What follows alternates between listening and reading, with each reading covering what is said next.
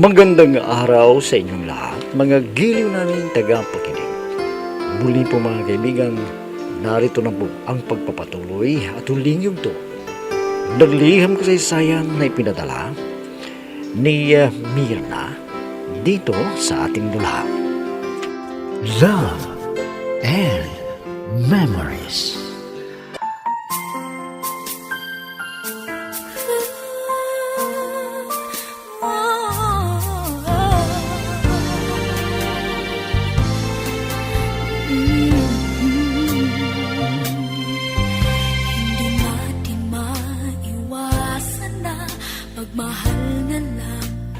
Nakipagtanan kay Lauro ang kaibigan kong si Celia, kahit tutol ang kanyang ina. Sinabihan ko rin na may masamang senyales si Lauro, pero hindi naniwala sa mga pamahiin dahil moderno na daw ang panahon. Nagsama sila ni Lauro at ilang beses din siyang tumawag sa akin hanggang mabuntis at nanganak, pero walang swerte si Celia sa panganganak at ang kanyang anak ay namatay. Nadungkot si Lauro at nagpatulong na magtrabaho muli. Minsan ay...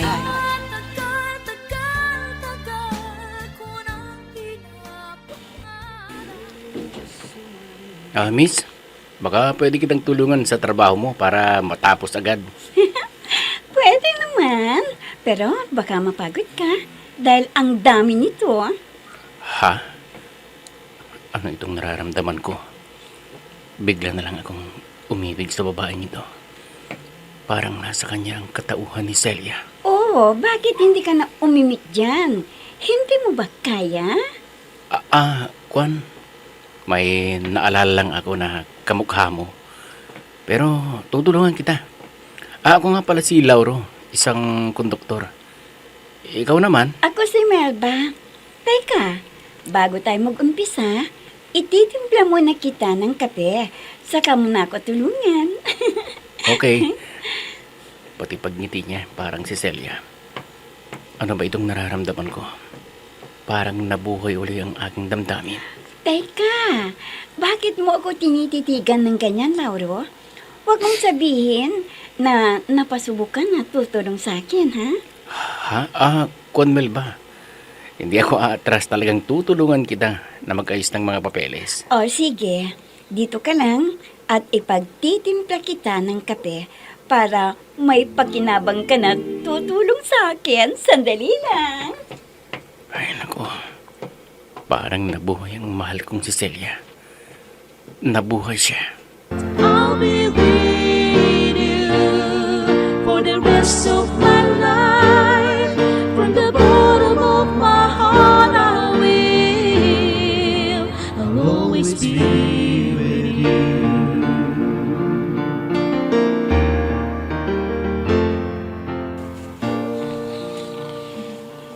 Anong sabi mo, pare? Parang nabihag ni Melba ang puso mo. Pare naman, wala pang isang taon na namatay si Celia eh. Oo, pare. Anong magagawa ko? Maganda siya.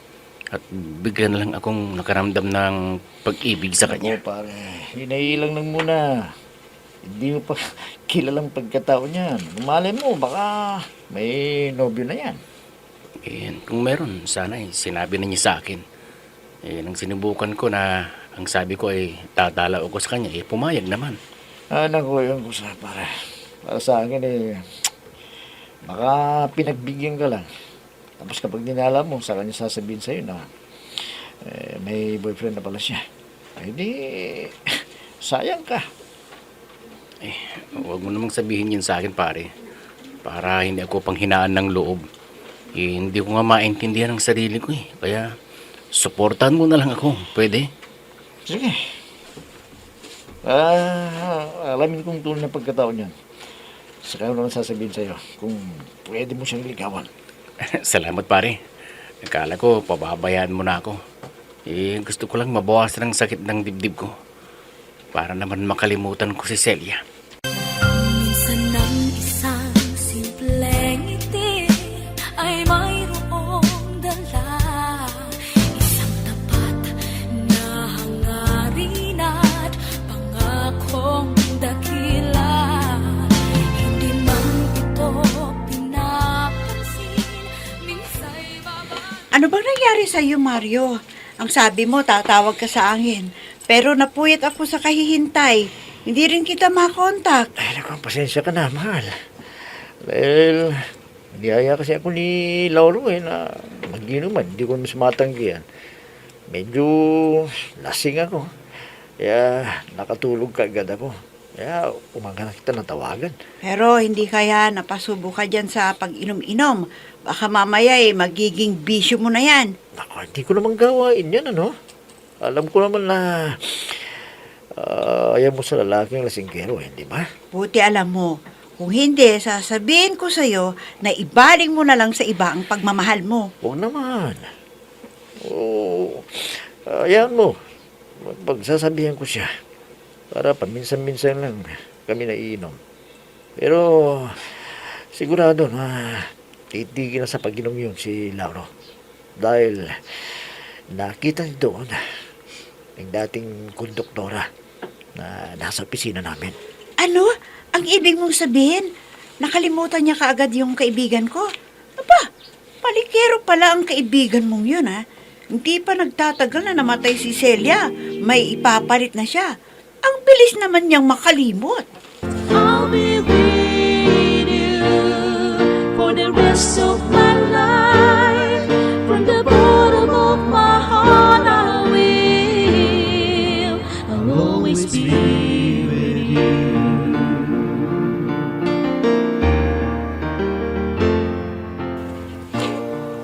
Aba, Berna anak, bakit hindi ka pa natutulog? At nakita kita na bubulong-bulong dyan. May problema ka ba? Wala po, inay. Kaya lang, naiinis po ako dun sa kalibin ni Celia. Ha? Bakit anak? May ginawa ba siyang kalokohan? Alam ba ninyo, inay, ha? Hindi pa siya nakakababang luksa.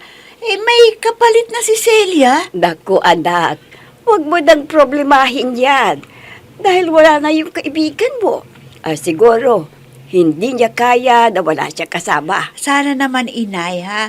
Pinagpaliban mo muna ang pagkuha ng kapalit para bang nauubusan ng babae. Ay, hayaan mo na lang, anak. Yun ang gusto niya.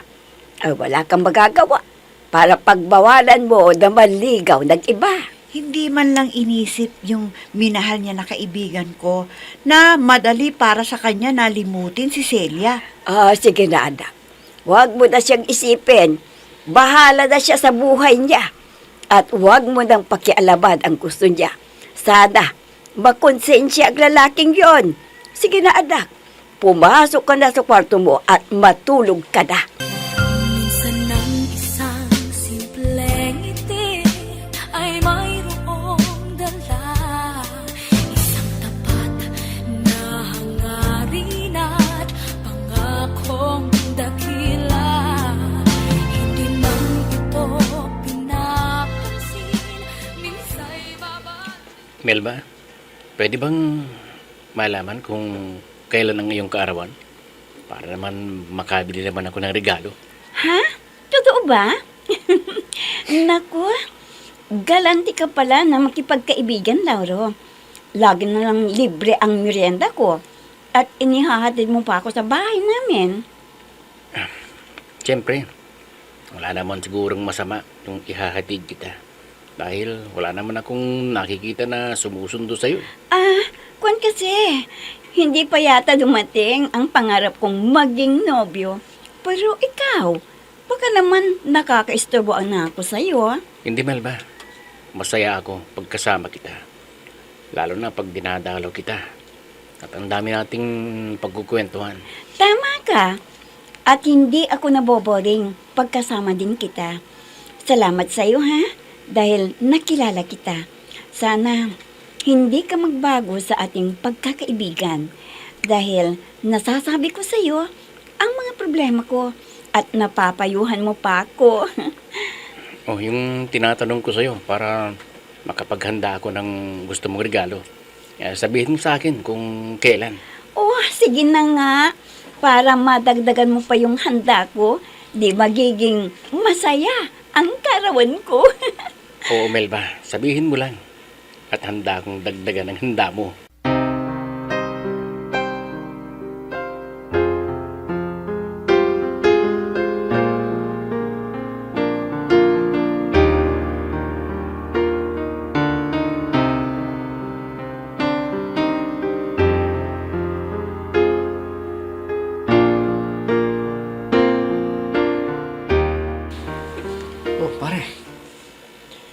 dahil mo nang binigyan ng regalo kay Melba, sigurado ka na ba sa kanya? Oo naman pare. Ganyan ako magmahal. Hindi bale, kahit hindi pa ako nagtapat sa kanya, halata ko na malaki ang pag-asa ko. Oo, talaga. Tinanong mo na ba? Kung walang ibang manliligot sa kanya, may kailangan natin mo yun, pare. Kailangan malaman mo para hindi ka naman lugi sa mga nireregalo mo sa kanya. Alam mo pare, gusto ko munang mahulog ang loob niya sa akin para madali niya akong sagutin.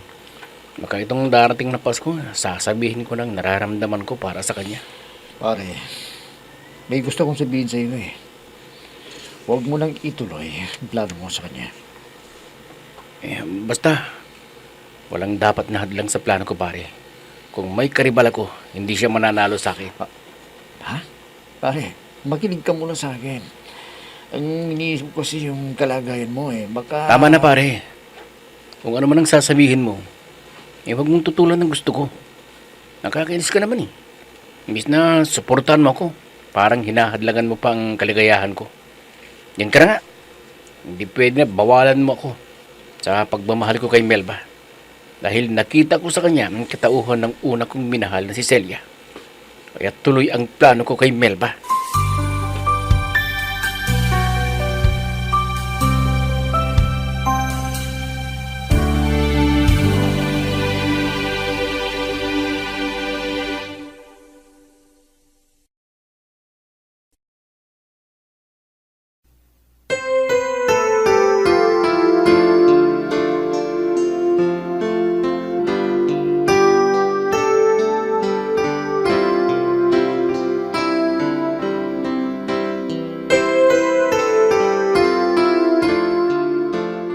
O ano, Mario? Sinabihan mo na ba ang Lauro na yon para wag mo na siyang manligaw? Oo, pero... tigas talaga ng ulo Hindi siya nakikinig. Kaya mo na. Nagmamalasakit lang sa kanya Pero... hindi naman niya ako pinakikinggan sa sinasabi ko sa kanya tungkol sa Emilio. Ha? Anong ibig mong sabihin? May natuklasan ka ba sa kanyang pagkatao? Oo. Ayaw niya maniwala sa akin At, nagalit pa. Akala niya, kinukontra ko siya. Parang, sinasabi niya na, wala akong malasakit sa kanya. Hayaan mo na siya. Yun ang gusto niya Di siya ang masusunod. Wala kang kasalanan pag nalaman na ang totoo. Kaya nga, mismong pinsan ni Melba ang nagsabi sa akin. At sabihin ko daw kay Lauro na hindi na pwede siyang ligawan. Pero binabaliwala niya Hayaan mo na. Tal, malalaman din niya ang totoo. Mas mabuti siguro kung siya mismo ang makakarinig na sasabihin ni Melba. Sabagay, tama ka. Ako kasi kaibigan niya ayaw niya yung pakinggan Sana, sabihin na ni Melba yung totoo para hindi niya siya masyadong masaktan. Sana. Araw-araw na lang pinapayuhan ng sarili na kaya ko pa lahat pwede pa magagandang alaala. Nandito ako sa harapan ng pintuan ng bahay ni Melba. Kailangan ko nang magtapat ng pag-ibig sa kanya para sagutin niya ako agad. Sana siyang bubukas ng pinto.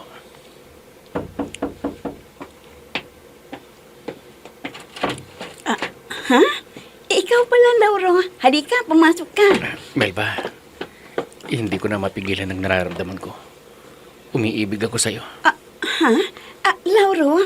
Hindi. Hindi pwede. Bakit hindi pwede? Di ba may pagtingin ka sa akin? Nagkakaintindihan tayo sa lahat ng bagay. Malambing ka sa akin. Naku, Lauro. Nagkakamali ka sa hinala mo. Nakikita ko sa iyo ang kilos ng kapatid kong lalaki. Kaya malapit ang loob ko sa iyo. Parang kapatid lang ang turing ko sa iyo. Ano? Melba, makiusap. Lauro, ikinalulungkot ko. Hindi na ako pwedeng umibig dahil may asawa na ako. Dumating na siya. Kasi isa siyang seaman. Hindi. Hindi totoo yan. Sige, Melba, maalis na ako. Ang saklap naman ang nangyari ito sa akin. Malungkot na naman ako. Hindi ko na kaya to. Hindi ko na kaya.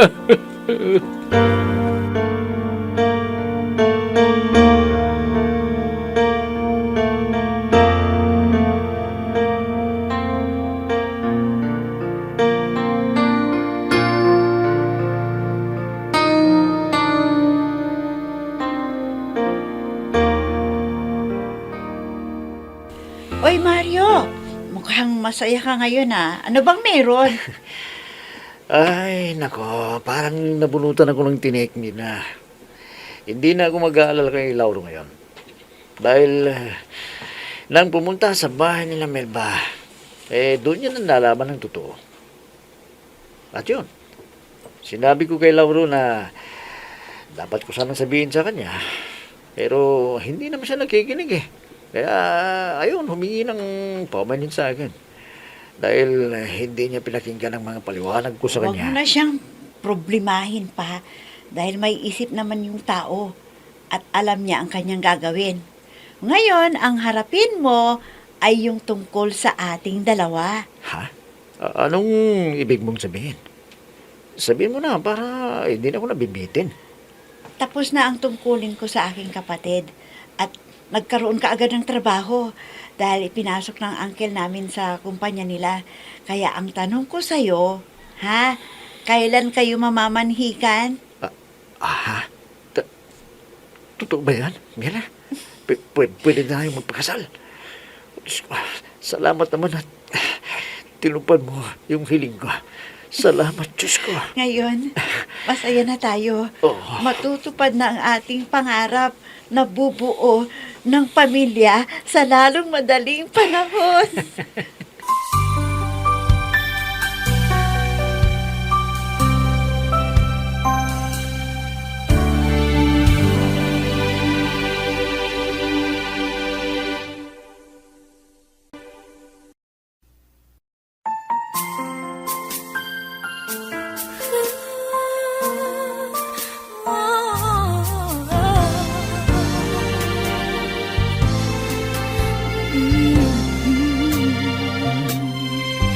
Hindi natin maiwasan na magmahal na lang. Nagpakasal kami ni Mario at maayos, masaya ang aming pamilya. Pero ang kaibigan niyang si Lauro, hindi na umibig pang muli dahil sa kabiguan niya sa pag-ibig. At si Mario, isang responsable at mapagmahal na asawa. Kaya maligaya ako sa piling niya. Hanggang dito na lamang, nagpapasalamat, Mierna.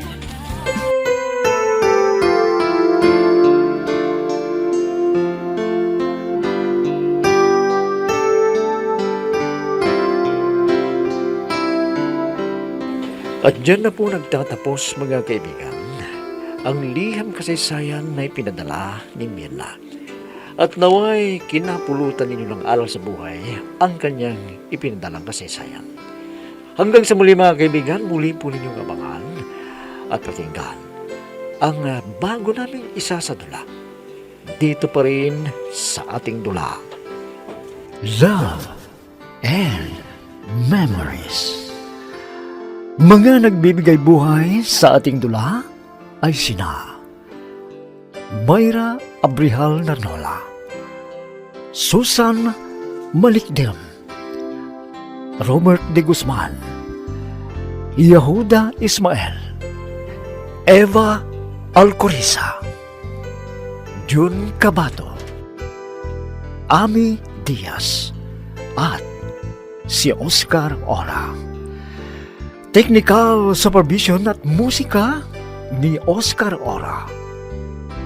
Nilapatan ng tunog ni Robert de Guzman. Mula sa panulat at direksyon ni Ami Diaz. Love and Memories.